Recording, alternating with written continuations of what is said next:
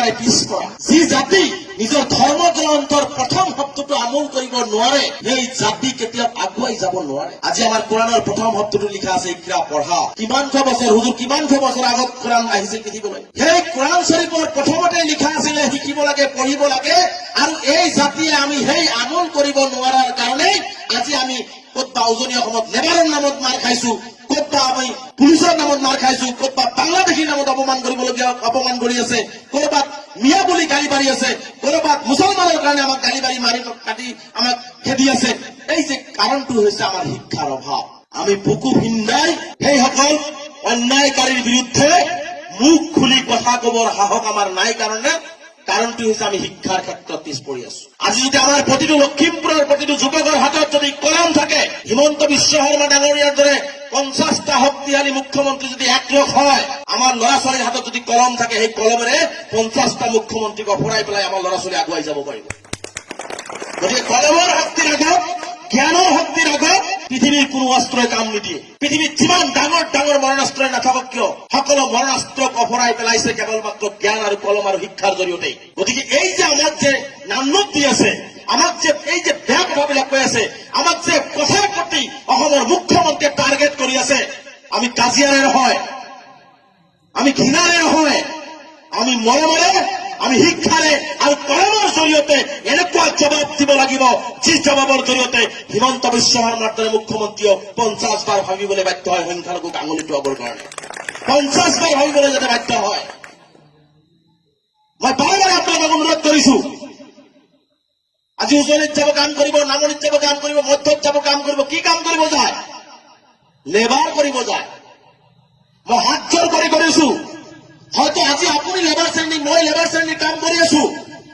এটা সিদ্ধান্ত গ্ৰহণ কৰক যে অহা 10 বছৰৰ ভিতৰত আমি কোনো জিলাতে লেবাৰ নপঠাও, IAS IPS ডক্টৰ ইঞ্জিনিয়াৰ ডাঙৰ ডাঙৰ অফিচাৰ পঠাই দিম। এই সংকল্প 10 বছৰৰ কাৰণে সংখ্যালঘু ৰাইজে লওক। ইয়াৰ জবাব পিঠিত যি লাঠিৰ কোব পেলাই আছে, ইয়াৰ জবাব আমাৰ ল'ৰা ছোৱালীক যেতিয়া আমি DCSP বনাব পাৰিম, ডক্টৰ ইঞ্জিনিয়াৰ বনাব পাৰিম, বৈজ্ঞানিক বনাব পাৰিম, সেই জবাবটো সেইটোৰে দিলে আমি আমাৰ এই জনগোষ্ঠীটোক আমি দীৰ্ঘমেধিভাৱে সুন্দৰভাৱে মূৰ ৰখ কৰি কাৰো লগত নত নোহোৱাকে জীয়াই থাকিব পাৰিম। সেইকাৰণে কৈছো যে যদি জীয়াই থাকিবলগীয়া হয়, ল'ৰা ছোৱালীক মানুহ কৰক, লাগিলে এদিন জীয়াই থাকিম, বাঘৰ দৰে জীয়াই থাকিম, কুকুৰ মেকুৰীৰ দৰে যাতে জীয়াই থাকিবলগীয়া নহয়। সেইকাৰণে ল'ৰা ছোৱালীক পিঠিত স্কুলৰ বেগ তুলি দিয়ক, ইটা ভঙাৰ ইটা তুলি নিদিব, চাহৰ দোকানৰ কাপ ধুবলৈ নিদিব, বেলেগৰ বিল্ডিং বনাবলৈ নিদিব। আপোনাৰ ল'ৰাই যাতে সমগ্ৰ ভাৰতবৰ্ষৰ ডাঙৰ ডাঙৰ বিল্ডিঙৰ ছবি অংকন কৰি যাতে দিব পাৰে, এই পৰিৱেশ তৈয়াৰ কৰিব লাগিব। আমি এইটো পৰিৱেশ আমি তৈয়াৰ কৰিব লাগিব। আমাৰ কি নাই? মহান সৃষ্টিকৰ্তা আমাক চকু দিছে, হাত দিছে, ব্ৰেইন দিছে, তেজ মাংসৰে এটা মানুহ কৰি দিছে, শ্ৰেষ্ঠ জীৱ বনাই দিছে আমাক। আৰু আমি গোলামীৰ ৰাস্তাতে সদায় পৰিৱৰ্তন গৈ আছো। সেইকাৰণে কৈছো, গোলামীৰ পৰা মুক্ত হৈ এটা পৰিৱৰ্তনৰ দিশত ল'ৰা ছোৱালীক নিজে নাখাই হলেও, গাৰ তেজ বিক্ৰী কৰি হলেও, পেটত গামোচা বান্ধি হলেও সন্তানক মানুহৰ দৰে মানুহ হিচাপে গঢ়ি তোলক, ভাৰতবৰ্ষৰ সম্পদ হিচাপে গঢ়ি তোলক, যাতে আপোনাৰ সন্তানক গোটেই বিশ্বই যুৱনগৰত আহি বিচাৰি উলিয়াই যাতে লৈ যায়, গোটেই বিশ্বই যাতে লৈ যায়, যিটো মানৱ সম্পদ গোটেই বিশ্বৰ মানৱৰ কাৰণে কাম কৰিব, এনেকুৱা সম্পদ গঢ়াই তোলক, এনেকুৱা সম্পদ গঢ়াই তোলক। সেইকাৰণে মই আপোনালোকক বিনম্ৰতাৰে আহ্বান জনাইছো যে শিক্ষাৰ ক্ষেত্ৰত কি প্ৰণালী কৰিব, লাগিলে মাদ্ৰাছা শিক্ষাই হওক, লাগিলে আপুনি জেনাৰেল শিক্ষাই হওক। হয়তো আপোনালোকৰ বহুতৰে মনত হয় যে মাদ্ৰাছা শিক্ষা শেষ হৈ যাব নেকি। এটা কথা মনত ৰাখিব, এইখন পৃথিৱী যিমান দিনলৈকে থাকিব, যিমান দিনলৈকে পৃথিৱী থাকিব, সিমান দিনলৈকে মাদ্ৰাছা শিক্ষাও থাকিব। এইটোৱে স্পষ্ট। মাদ্ৰাছা শিক্ষা কোনেও শেষ কৰিব নোৱাৰে, ইছলামৰ কোনেও শেষ কৰিব নোৱাৰে। সেইকাৰণে কৈছো যে আমি ইছলামৰ ৰীতি মতে যদি আমি শুদ্ধভাৱে পৰিচালিত হওঁ, আমাক কোনেও বেয়াও কব নোৱাৰে, আমাক কোনেও আঙুলি উঠুৱাব নোৱাৰে। আমি সঠিক আৰু শুদ্ধ ৰাস্তাত আমাৰ গতি আমি লব পাৰিম। মই সেইকাৰণে আপোনালোকক আহ্বান জনাইছো যে ছোৱালীসকলকো আপোনালোকে শিক্ষিত কৰিব লাগিব, ছোৱালীসকলকো আপোনালোকে শিক্ষিত কৰিব লাগিব।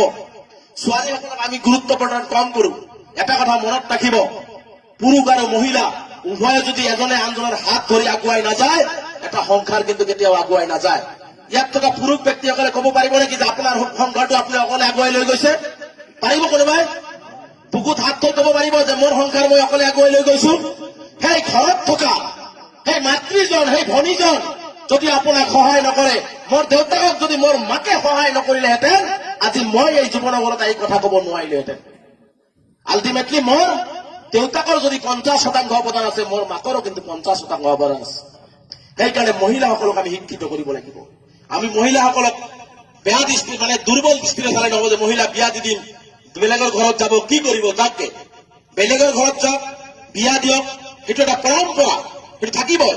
কিন্তু যেতিয়া আপোনাৰ ছোৱালীজনীক ভাল শিক্ষাৰে শিক্ষিত কৰি মানুহ কৰি ছোৱালীজনীক বিয়া দিব, আপোনাৰ নাতি নাতিনীক আপুনি তাত দেখিব ভাল মানুহ হৈছে, আপোনাকো চাব আপোনাৰ ছোৱালীটো শেষ বয়সত আপোনাক ভালকে চাইছে। গতিকে এই পৰিৱৰ্তন সেইকাৰণে কৈছো যে আমি কিছু পৰিৱৰ্তনৰ দিশত যাব লাগিব। আজি আমাক বহুতে ঘৃণ কৰে আমাৰ সমাজ ব্যৱস্থাত। আজি কিবা বেয়া কাম, চুৰ ডকাইত বা ৰেপিষ্টৰ সকলো সমাজতে আছে। যদি হিমন্ত বিশ্ব শৰ্মাই যদি কেছ ৰেজিষ্টাৰ উলিয়াই দিয়ে, হয়তো সংখ্যালঘু ৰাইজ বেছি নহব, কিন্তু আমাক আঙুলি টোৱাই দুইজন মুছলমান বেয়া কাম কৰিলে সমগ্ৰ মুছলমান জাতিটোকেই অপমানিত কৰা হয়। কিন্তু কোনো মুছলমানে বেয়া কামক সমৰ্থন কৰে? আপোনালোকে কৰে বেয়া কামক সমৰ্থন? সেইকাৰণে মই কৈছো যে সমাজত যদি দুইজন বেয়া মানুহ আছে, সেই দুজনকো ভাল কৰাৰ দায়িত্ব আমি ল'ব লাগিব। দুইজনৰ কাৰণে গোটেই সমাজত কোনোবাই আঙুলি টোৱাব, সেইটো আমি মানি ল'ব নোৱাৰো। সেইকাৰণে আমি এটা নতুন পৰিৱৰ্তন কৰিব লাগিব। সমাজত যিবিলাকে বেয়া কাম কৰে, ৰেপৰ দৰে ঘটনাৰ লগত জড়িত, যিবিলাকে চুৰৰ লগত জড়িত, ড্ৰাগছৰ লগত জড়িত বা আন কোনো বেয়া কামৰ লগত জড়িত, সেইবিলাকক আমি চিনাক্ত কৰি প্ৰয়োজনত এটা ভাল ৰাস্তাত আনিবৰ কাৰণে, প্ৰয়োজনত যদি চান্দা তুলি দোকান দিয়াৰ ব্যৱস্থা কৰি দিব লাগে, তথাপিও আমি কৰি দিয়াৰ ব্যৱস্থা কৰিব লাগিব, যাতে বেয়া কামত মানুহ লিপ্ত নহয় আৰু কোনো বেয়া